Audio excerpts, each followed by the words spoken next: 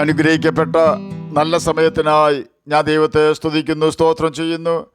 ദൈവവചനം ശ്രവിച്ചുകൊണ്ടിരിക്കുന്ന എല്ലാ ദൈവമക്കൾക്കും വീണ്ടും വരാമെന്ന് അരുളി ചെയ്തവനായ കർത്താവായ യേശു ക്രിസ്തുവിൻ്റെ ധന്യനാമത്തിൽ ഞാൻ എൻ്റെ സ്നേഹവന്ദനം അറിയിക്കുന്നു. ഇന്ന് നാം പഠിക്കുവാൻ തുടങ്ങുന്നത് 10ഉം 13ഉം സങ്കീർത്തനങ്ങൾ ആണ്.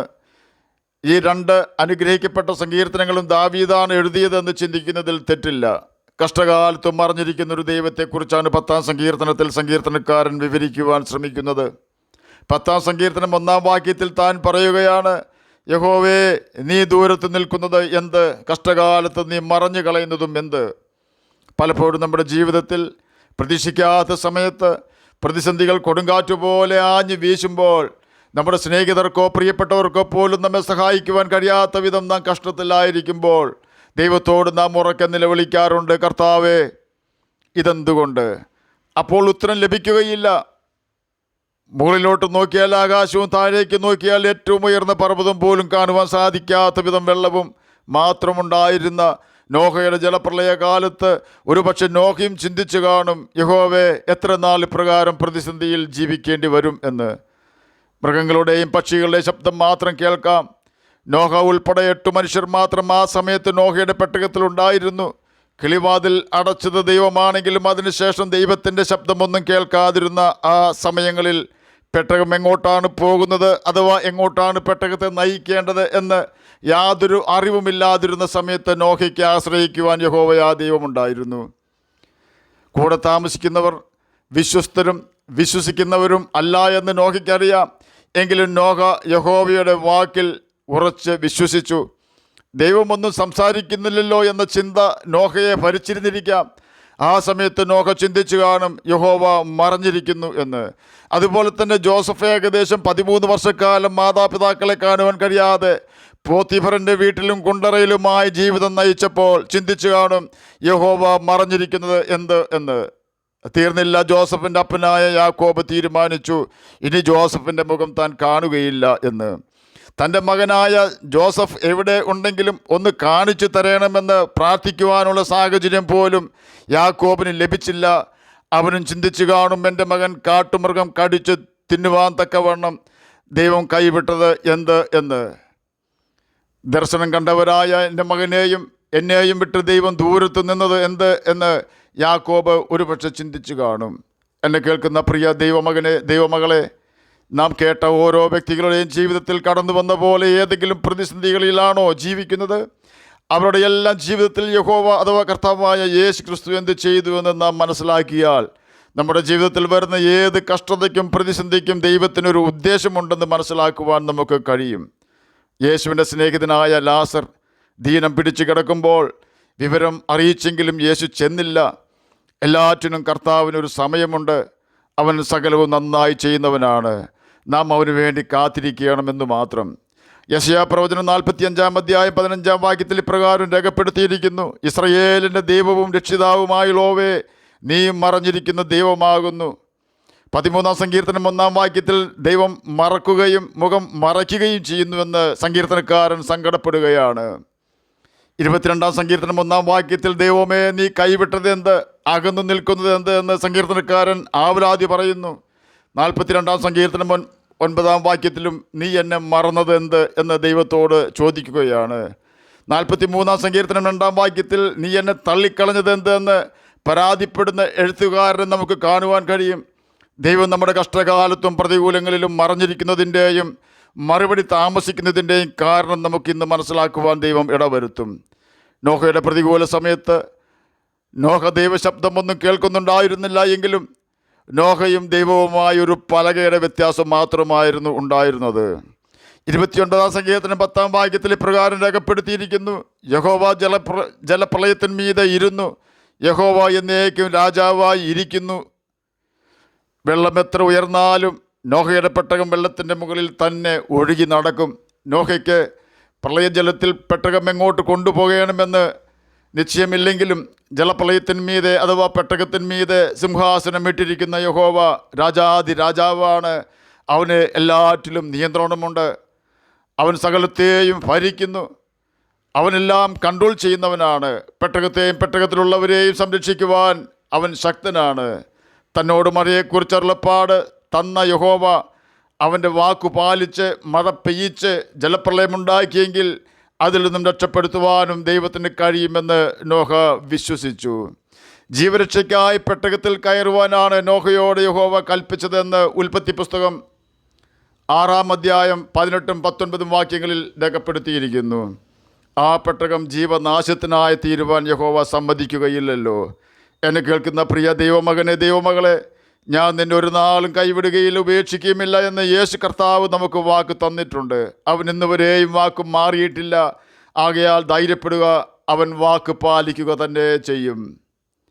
ജോസഫിൻ്റെ കാര്യമെടുത്താൽ താൻ കണ്ട ദർശനം സഫലമാകണമെങ്കിൽ തനിക്ക് ദൈവം തന്ന ദർശനത്തെ ആദരിക്കാത്ത അപ്പൻ്റെയും സഹോദരന്മാരുടെയും ഭവനത്തിൽ നിന്നും മാറി താമസിക്കേണ്ടത് അത്യാവശ്യമായിരുന്നു. ദൈവം തരുന്ന ദർശനങ്ങളിൽ വിശ്വസിക്കാത്ത ഒരു വ്യക്തിയുമായി എന്നെ കേൾക്കുന്ന പ്രിയ ദൈവമകനെ, ദൈവമകളെ, നമുക്ക് കൂടുതൽ സമ്പർക്കം ഉണ്ടാകുവാൻ ഇടവരുത്തരുത്. കാരണം നമ്മെ ദൈവത്തിൻ്റെ ദർശനത്തിൽ നിന്നും തന്നെയല്ല, ദൈവത്തിൽ നിന്നും തന്നെ അങ്ങനെയുള്ളവർ അകറ്റിക്കളയുവാൻ ഇടവരും. പോത്തിഫറിൻ്റെ ഭവനത്തിലും കുണ്ടറയിലും ജോസഫിൻ്റെ ദർശനത്തെ അംഗീകരിക്കാത്തവർ ഉണ്ടായിരുന്നില്ല.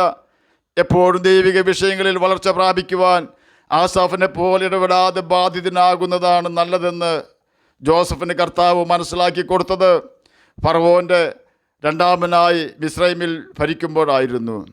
അവൻ തന്നെ പറയുന്ന വാക്കുകൾ ഇപ്രകാരമായിരുന്നു: എൻ്റെ കഷ്ടതയും പിതൃഭവനവും യഹോവ മറക്കുമാറാക്കി.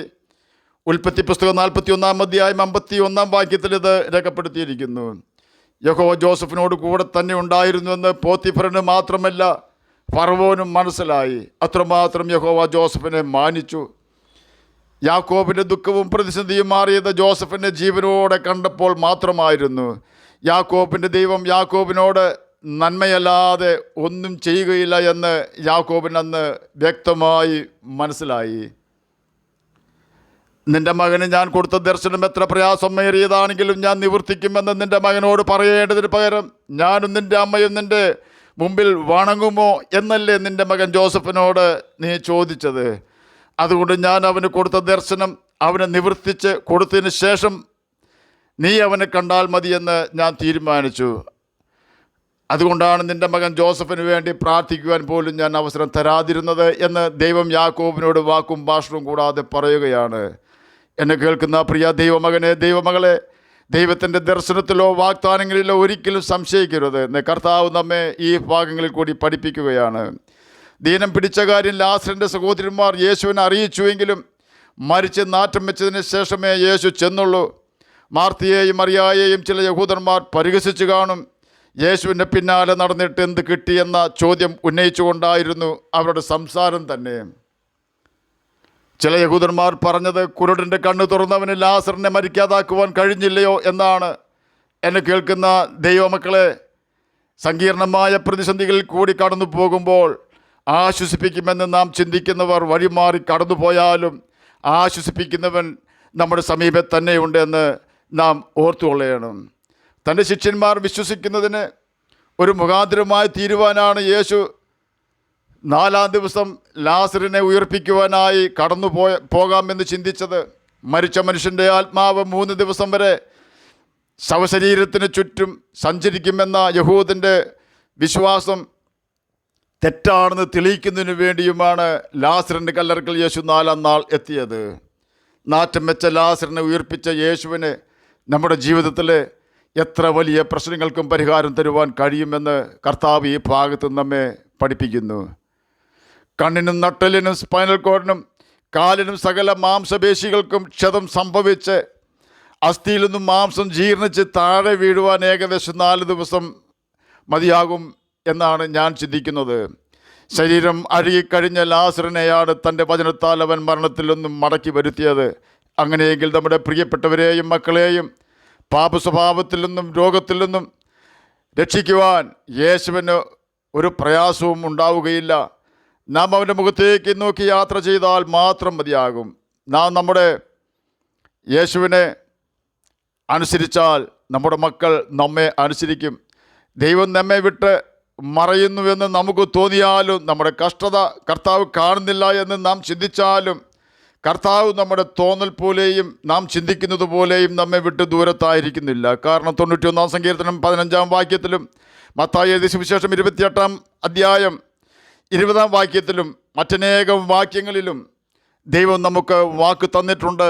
കഷ്ടകാലത്ത് ദൈവം നമ്മോട് കൂടെ ഇരിക്കും എന്നും കഷ്ടങ്ങളിൽ ദൈവം ഏറ്റവും അടുത്ത തുണയായിരിക്കുമെന്നും യേശു ലോകാവസാനത്തോളം എല്ലാ നാളും നമ്മോട് കൂടെ ഇരിക്കും എന്നുമാണ് ആ വാഗ്ദാനം.